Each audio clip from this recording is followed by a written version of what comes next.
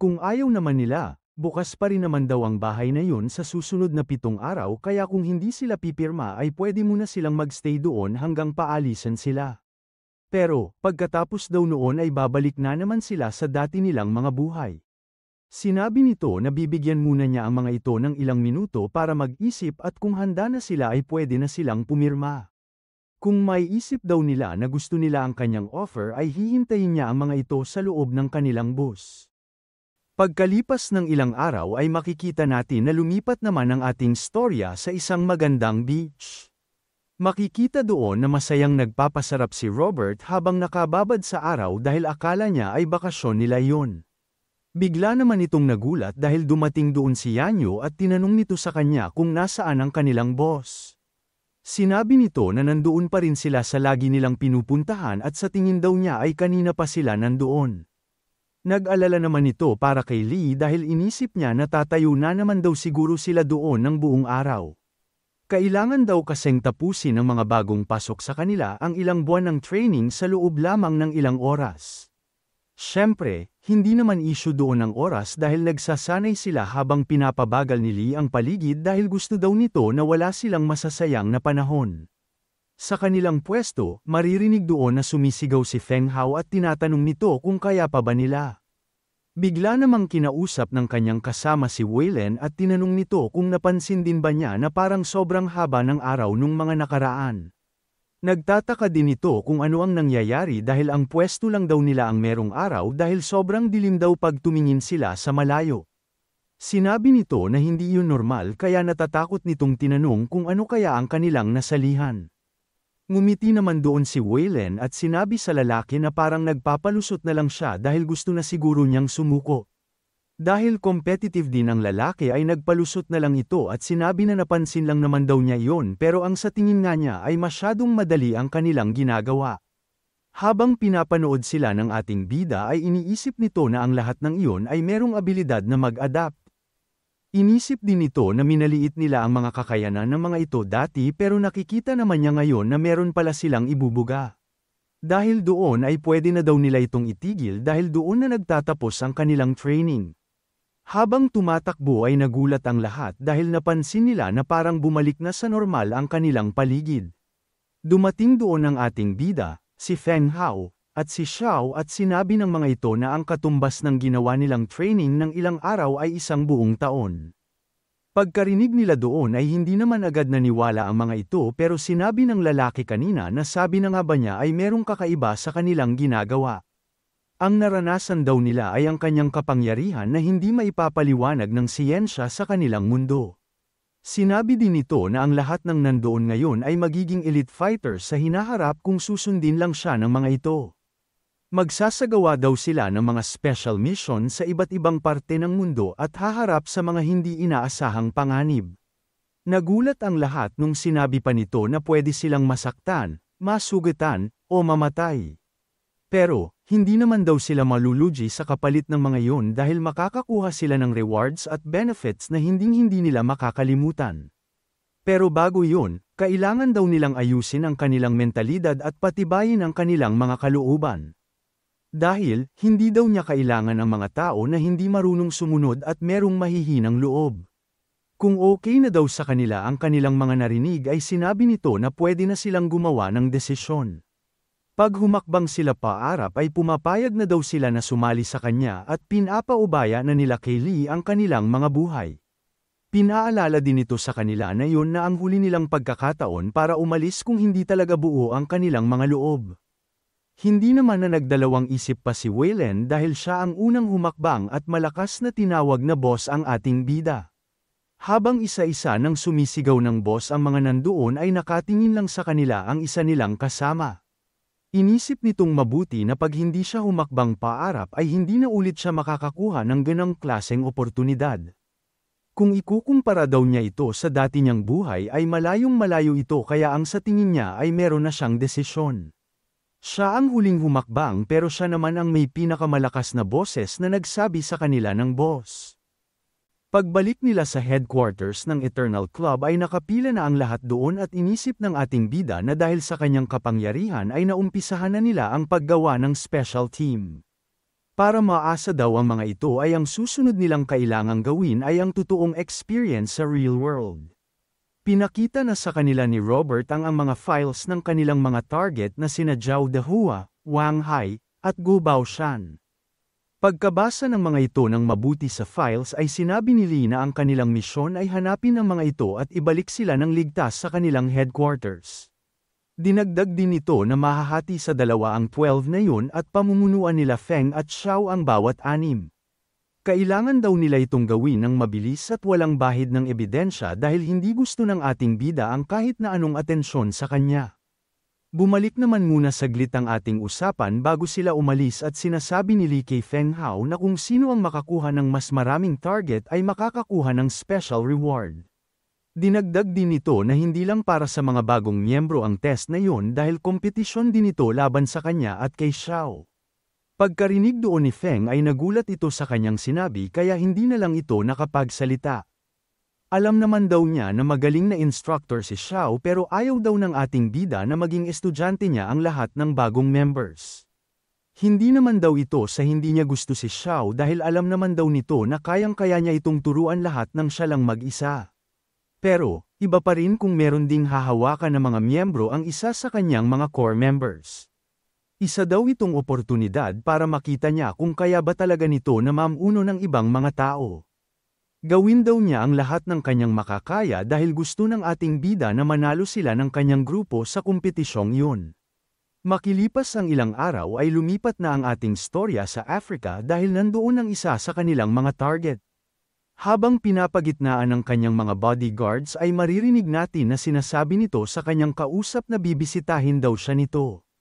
Hintayin daw siya nito doon dahil kabababa lang niya ng eroplano at maghanda na daw siya ng iinumin nilang alak dahil papunta na siya ngayon. Sa isang sasakyan sa malayo ay makikita natin na tinitignan na pala nila Feng ang target at sinabi na yon ay ang businessman na bihasa sa foreign trading na si Zhao Dehua. Sinabi nito kay Waylen na wag muna nila itong alertuhin agad dahil mahihirapan sila pag napansin sila ng kanyang mga bodyguards. Pagkaalis ng mga ito ay dahan-dahan naman silang sinundan ng kotse nila Feng Hao. Pero, matalim ang pakiramdam ng isa sa mga bodyguard ni Zhao dahil pagtingin nito sa kanilang likod ay meron agad itong napansin na kakaiba. Sa kotse nila, tinanong ng team leader si Waylen kung nasa posisyon na ba ang iba nilang mga kasama at sinabi naman nito na oo. Hindi daw makakatakas sa kanila ang target dahil meron siyang mga kasama sa iba't ibang lugar at pwede daw sila nitong pagitnaan kahit anong oras. Pero, dahil mas bago daw ang sasakyan ng target sa kanila ay kailangan nilang makadikit dito bago pa ito makarating sa expressway dahil maiiwananan sila pag nangyari yun. Habang tahimik na nagmamaneho ang dalawang kotse ay bigla na lang tumigil ang sasakyan ng target sa gitna kahit naka-green ang traffic light. Dahil nasa likod ng van si Feng ay agad itong tinawag ni Waylen at sinabi na hindi niya alam kung ano ang nangyayari. Pagkakita niya doon ay inisip agad nito na merong hindi magandang mangyayari. Sa tingin daw niya ay nalaman na ng target na sinusundan nila ang mga ito.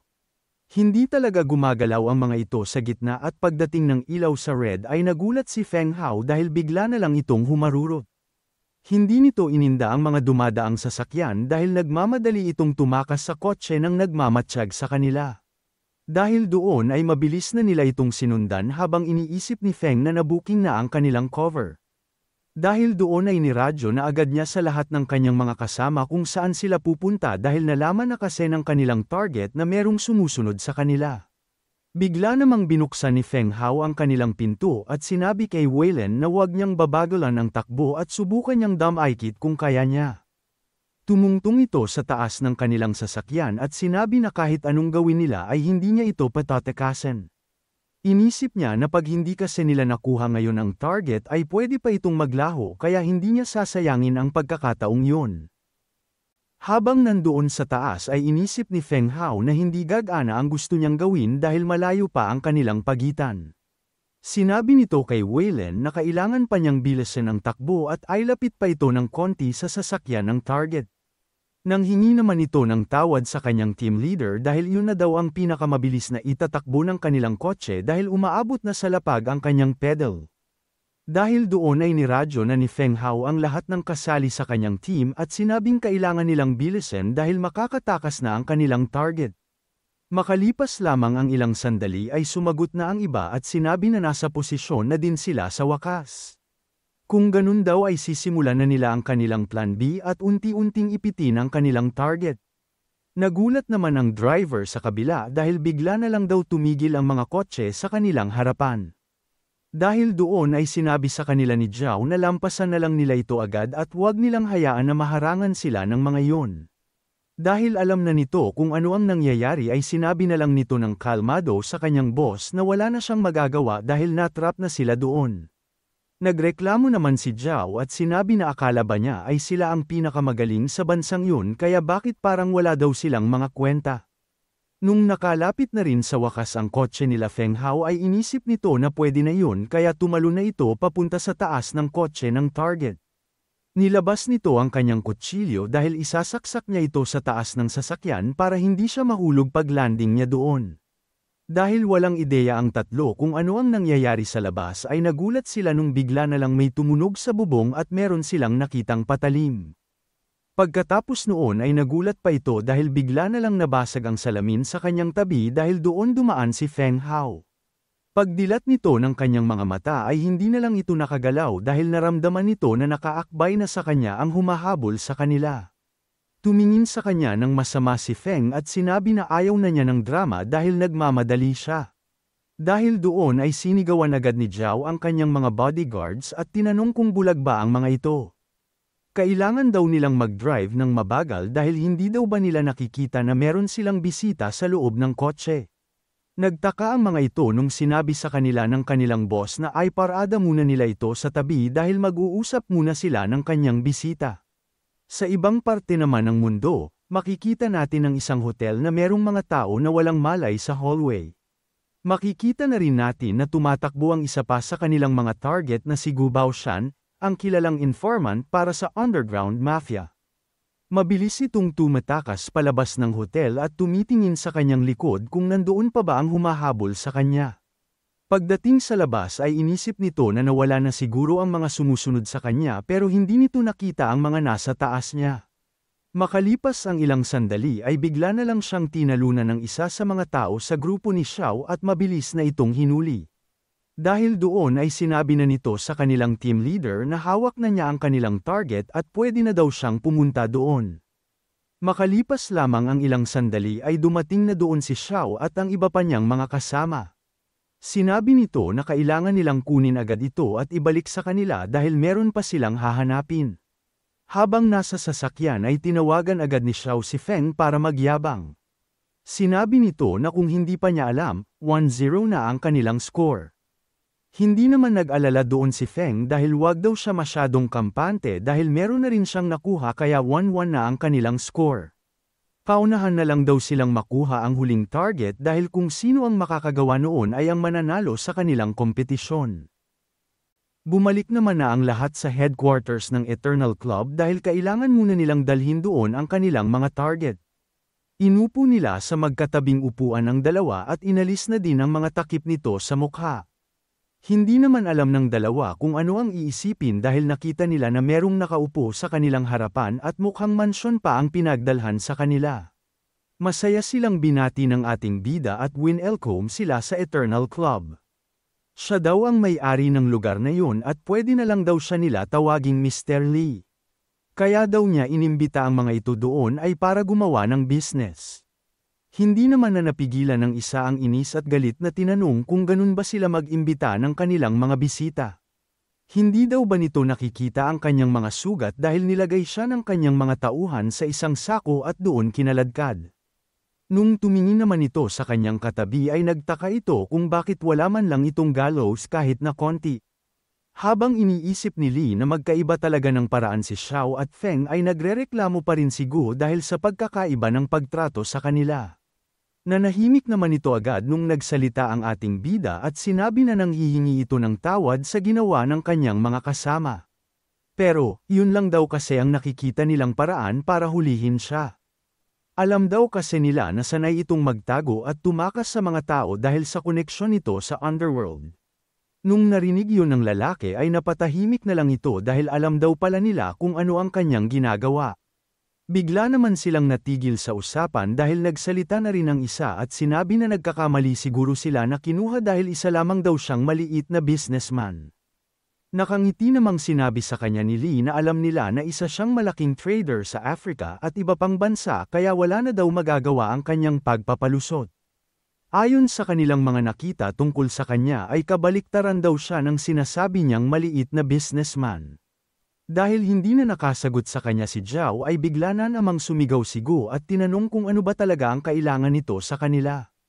Dahil doon ay tumingin sa kanila ng masama ang ating bida kaya makikita natin na bigla na lang kinabahan ang dalawa. Naalala naman nito na sila nga pala ang bisita doon kaya bigla na lang itong bumait at sinabi na kung pwede ay tanggalin na muna nila ang kanilang mga tali sa kamay para makapag-usap naman sila ng maayos. Habang ginugupit ng kanyang mga tauhan ang lubad ay sinabi sa kanila ni Lee na kahit papaano ay meron panganib sa sasabihin nito sa kanila. Pero, habang tinutulak nito ang papel sa kanilang harapan ay sinabi nito na napakalaki naman ang makukuha nilang reward pag nagtagumpay sila. Iyon daw ang Time Acquisition Authorization Contract at sa madaling salita ay iyon ang kontrata para sa pagkuha ng oras. Makikita naman sa mukha ng dalawa ang hinala dahil hindi sila sigurado kung ano ang kanyang sinasabi. Tinanong naman siya agad ni Zhao kung totoo ba ang kanyang mga sinasabi o nagbibiro lamang siya.